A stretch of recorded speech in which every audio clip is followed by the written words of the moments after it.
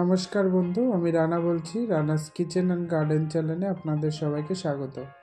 তো আজকের থাম্বনেলটা দেখে অবশ্যই বুঝতে পারছেন আমি কি তৈরি করব। এটি হচ্ছে 1.5 কেজি সাইজের একটা চিকেন, ছাল সহ নিয়েছি আর সুন্দরভাবে পরিষ্কার করে নিয়েছি। আপনারা ইচ্ছা হলে ছাল বাদেও নিতে পারেন, আপনাদের ইচ্ছা মতন আপনারা নিতে পারেন। তো দেখুন আমি কিভাবে আজকে এই চিকেনটা পুরাই। আমি ওটিজিতে পুরাবো। তো ওটিজিতে কীভাবে সুন্দরভাবে বেক করে কুক করে সেটাই আমি দেখাবো আজকে। তো পুরো টাইমিং মেপে বলে দেবো, কারণ অনেকে অনেক রকমভাবে বলে দেখায় খুব ফাস্ট, বাট সেটা কুক হয় না ঠিক করে। আমি সুন্দরভাবে একদম নরম জুসিভাবে চিকেনটা পুরো আমি যেরকম বাড়িতে বানাই সেরকমই আজকে সবার সাথে শেয়ার করছি। তো প্রথমে আমি নিয়ে নেব 8 থেকে 10টা কাঁচা লঙ্কা, তারপরে নিয়ে নেব 1 মুঠো ধনেপাতা, তার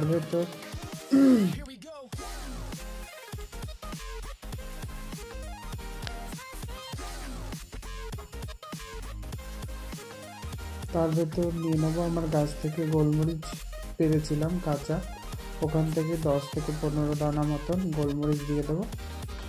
তো বন্ধুরা, এই ভিডিওটা করেছিলাম অনেক আগে, কিন্তু এত পাড়ার মধ্যে ক্রিসমাসের এত বক্স বাজছিল যে আমি ভিডিও করতেই পারিনি, ভয়েস দিতে পারিনি। সেই কারণে এখন পরে অনেকগুলো ভিডিওই করেছি, আস্তে আস্তে ছাড়বো। তো সবাই দেখবেন, কেমন লাগছে অবশ্যই জানাবেন। আর আপনারা যদি আজকে প্রথম আমার ইউটিউব থেকে ভিডিও দেখে থাকেন তো অবশ্যই সাবস্ক্রাইব করে দেবেন আর পাশে থাকা বেল আইকনটি অল করে দেবেন। তো তারপরে আমি অ্যাড করে দেবো 200 গ্রাম টক দই।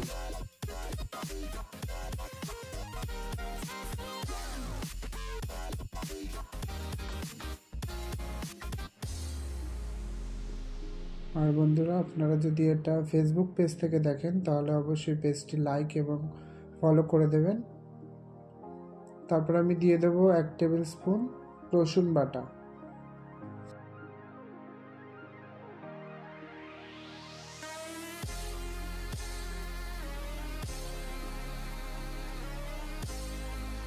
তারপরে আমি দেব 1 টেবিল স্পুন আদা বাটা।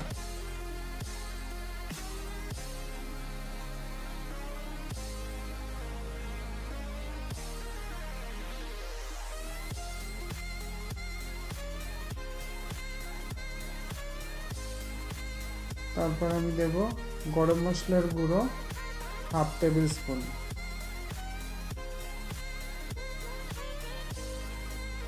যারা আমার ভয়েস শুনতে অসুবিধা হবে আমি নিচে লিখেও দিচ্ছি ভিডিওর মধ্যে, পরিমাপটা দেখে নেবেন। তারপর আমি দিয়ে দেব হলুদের গুঁড়ো 1/2 টেবিল স্পুন। তারপরে দিয়ে দেব ঝাল লঙ্কার গুঁড়ো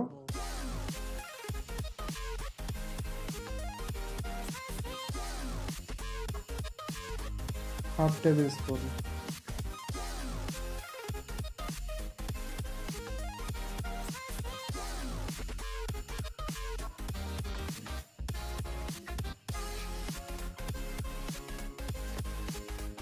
তারপর আমি দিয়ে দেব গোলমরিচের গুঁড়ো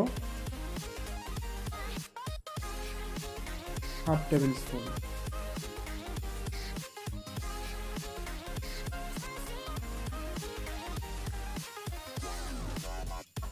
তারপরে আমি দেব জিরের গুঁড়ো 1/2 টেবিল স্পুন।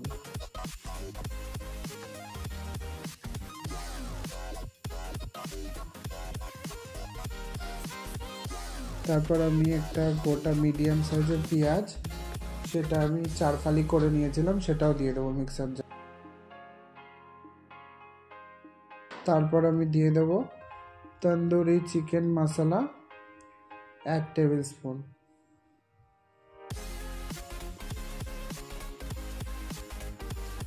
বন্ধুরা, এটা আবারও বলছি, এটা আমি ঘরোয়াভাবে যেভাবে তৈরি করি সেভাবেই আমি শেয়ার করছি। সবাই বানিয়ে খেয়ে দেখবেন কেমন লাগে, অবশ্যই তারপর জানাবেন। এটা খেতে খুব দুর্দান্ত হয়। তারপর আমি দিয়ে দেবো একটা 5 টাকা দামের ম্যাজিক মশলা, যেটা ম্যাগি মশলা, ওটা আমি দিয়ে দেবো।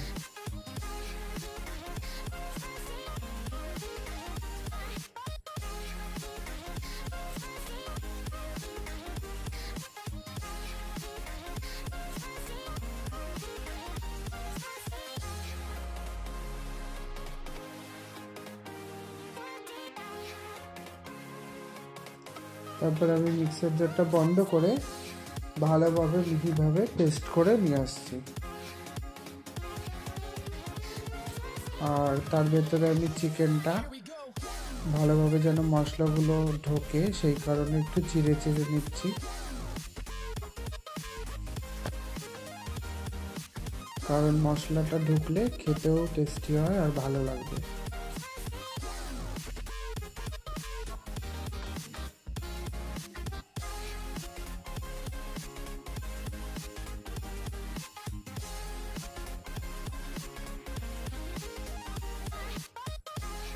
তো দেখুন বন্ধুরা, আমি উল্টে পাল্টে ভালোভাবে এটাকে কেটে নিয়েছি, চিড়ে চিড়ে নিয়েছি যেন ভালোভাবে মশলা ঢোকে আর ভালোভাবে কুক হয়।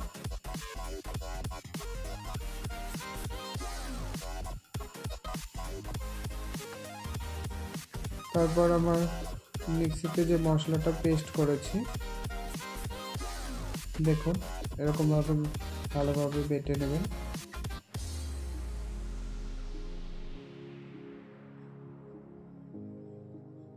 ঢাকনার থেকে আমি সমস্ত মশলাটা কাচিয়ে আগে নিয়ে নিচ্ছি।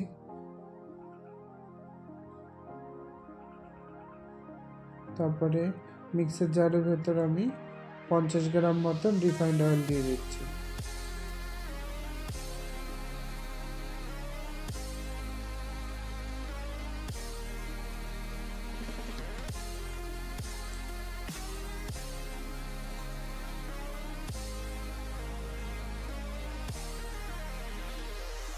তারপর রিফাইন্ড অয়েল দেওয়ার পর আমি এতে দিয়ে দেব 1.5 টেবিল স্পুন লবণ,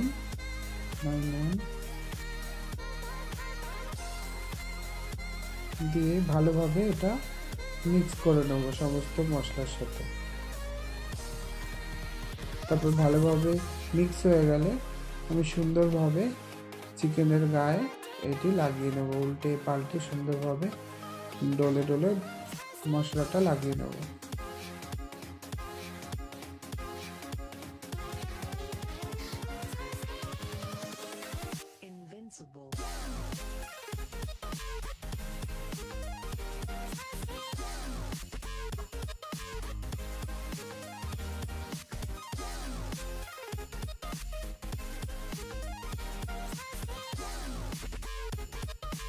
একটু জায়গা যেন ফাঁকা না যায়, সুন্দরভাবে আমি মশলাটা লাগিয়ে নেব একটি থালার উপর।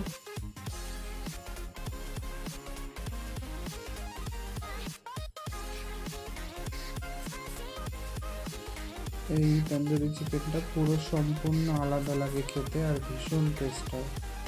তারপর আমি ভালোভাবে পেটের ভিতরেও মশলাটা ঢুকিয়ে দেবো। ভালোভাবে হাত দিয়ে যতটা সম্ভব আমি পুরোটা ভালোভাবে মশলার কোট করার চেষ্টা করছি। আপনারাও এইভাবে ভালোভাবে মশলাটি লাগিয়ে নেবেন।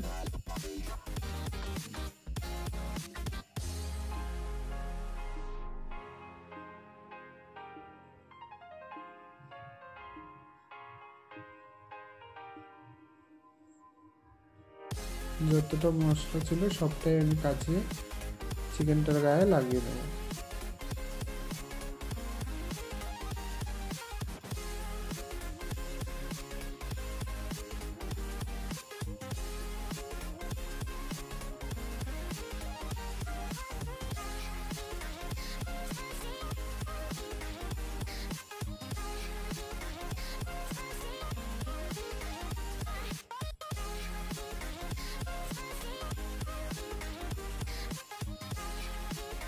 ভালোভাবে মশলাটা কাচিয়ে লাগিয়ে নিচ্ছি।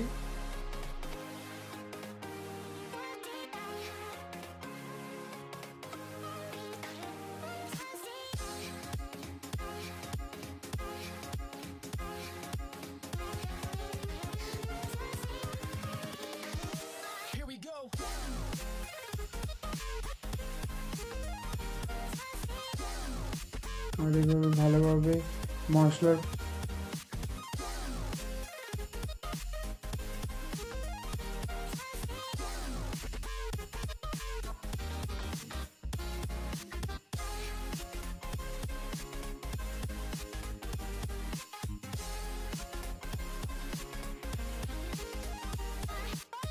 কোটটা লাগানো হয়ে গেল চিকেনের গায়ে, আমি একটি বড় পাত্র দিয়ে ঢাকা দিয়ে রাখছি, এটা রেস্টে রাখছি যেন ভালোভাবে মশলাটা মাংসের সাথে অ্যাবজর্ব করে।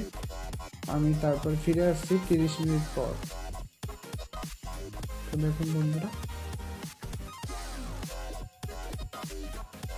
তারপর আমি ওটিজির যে বেক করার যে পাত্রটা থাকে সেটার মধ্যে আমি চিকেনটা নিয়ে নেব।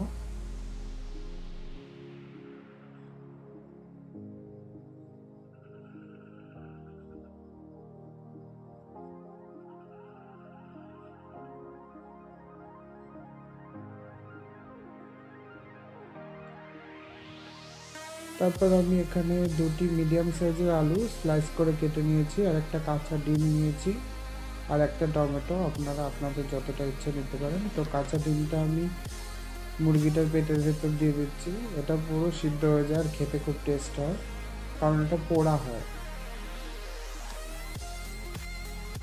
তারপর ওই যে মশলাটা আমার থালায় রয়েছে চিকেনটা মাখানো, সের ভেতরে আলুগুলো আর টমেটোটা নিয়ে নিচ্ছি। ফার্স্ট আমি আলুগুলো দেবো। তো আলুগুলো আমি ভালোভাবে মশলার সাথে মাখিয়ে নেব। ভালোভাবে মাখানো হয়ে গেলে আমি গোল করে রাউন্ড শেপ করে চিকেনের চারি সাইডে দিয়ে দেবো।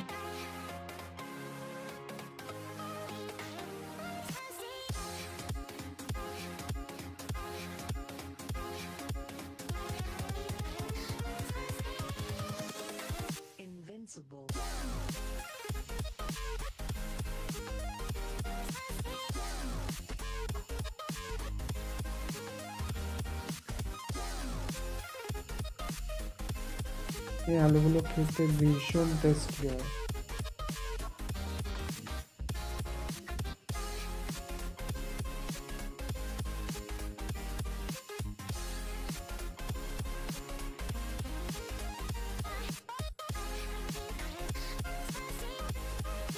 তো আমি আলুগুলো রাউন্ড শেপ ভাবে দেওয়ার পর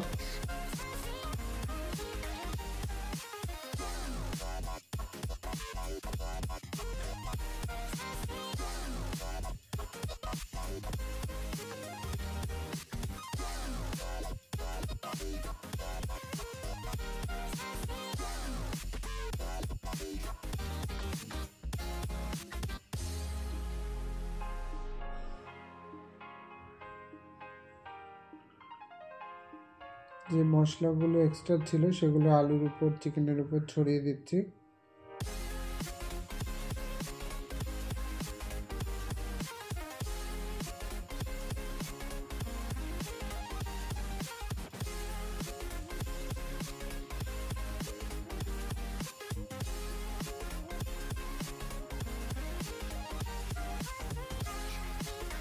তারপর টমেটোটা আমি ছুরি দিয়ে হাফ করে নিচ্ছি।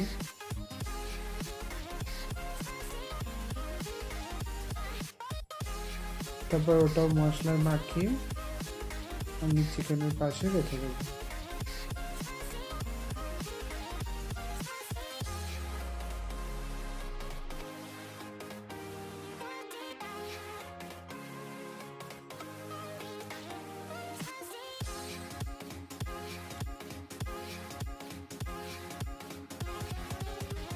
তারপরে থালাটা কাচিয়ে এক্সট্রা যে শেষ মশলাটুকু ছিল সেটা আমি কাচিয়ে দিয়ে দিচ্ছি চিকেনের উপর। আমি আজকে পুরো টাইমিং বলে দেবো, কখন কতটুকু কতটা হিট দিতে হবে, কতক্ষণ দিতে হবে, সবটা বলে দেবো। একদম পারফেক্টভাবে চিকেনটা পোড়া হবে। তো বন্ধুরা চিকেনটা আমি কুক করার জন্য ওটিজিতে আগের থেকেই 5 মিনিটের জন্য 120 ডিগ্রিতে হিট করে নিয়েছিলাম। তারপর আমি এই যে দিয়ে দিচ্ছি ভিতরে ওটিজি, আর দেওয়ার পর আমি 180 ডিগ্রিতে সেট আপ করছি 40 মিনিটের জন্য।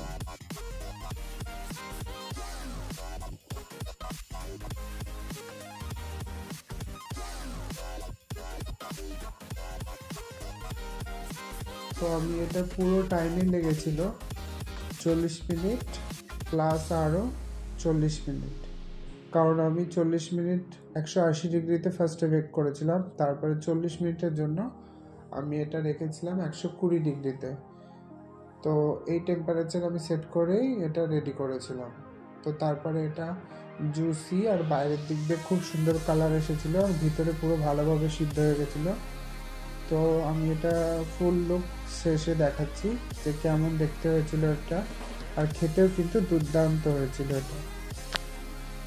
তো বন্ধুরা, আমি যে টাইমিং বললাম সেই টাইমিং অনুযায়ী এইভাবে যদি বানান তো দেখতে ঠিক এরকম হবে, আর দেখতে যতটা সুন্দর খেতে কিন্তু তার থেকেও বেশি সুন্দর। আর এটা বানিয়ে অবশ্যই খাবেন, আর আপনাদের মূল্যবান মতামত কমেন্ট বক্সে অবশ্যই জানাবেন। দেখুন কি সুন্দর সিদ্ধ হয়ে গেছে চিকেনটা, আর কুকটাও খুব সুন্দর হয়েছে, আর ভিতর অবধি মশলা ভালোভাবে ঢুকে গেছে। এটা আমরা খুব মজা করে খেয়েছিলাম। আমরা এটা তৈরি করেছিলাম 24 ডিসেম্বর 2023 সালে। তো এটা এখন ছাড়ছি, কারণ সেই সময় এত পরিমাণে বক্সের আওয়াজ ছিল যে আমি ভয়েস দিতেই পারছিলাম না, তাই জন্য ভিডিওটা ছাড়া হয়নি। তো বন্ধুরা, সবাই ভালো থাকবেন, সুস্থ থাকবেন, আবারও দেখা হবে নতুন একটি রেসিপির সাথে। ততক্ষণের জন্য আসি, থ্যাংক ইউ।